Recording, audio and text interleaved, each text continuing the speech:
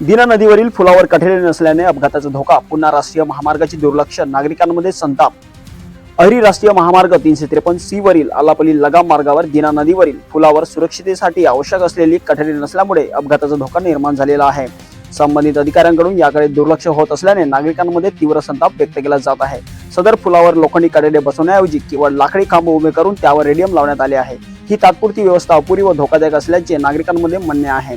पुलावरून वाहन घसरून खाली पडण्याची भीती व्यक्त होत आहे।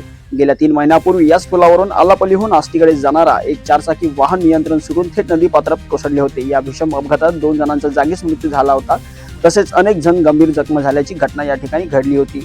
या घटनेनंतर संबंधित राष्ट्रीय महामार्ग विभागाकडून कोणतेही ठोस उपाययोजना करण्यात आलेली नाही, अशी नाराजगी नागरिकांमध्ये व्यक्त होत आहे।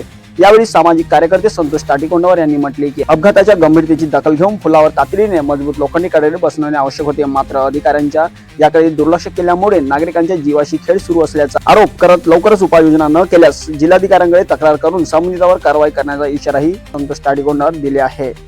संबंधित राष्ट्रीय महामार्गाचे उपविभागीय अभियंता राजेंद्र लिंगावार यांच्याशी 94 20 10 66 82 या भ्रमणध्वनी क्रमांकावर संपर्क साधण्याचा प्रयत्न करण्यात आला, मात्र त्यांच्याकडून कुठल्याही प्रकारची प्रतिसाद मिळालेले नाही। दीपक सुनतकर, आपकी आवाज न्यूज, अहेरी।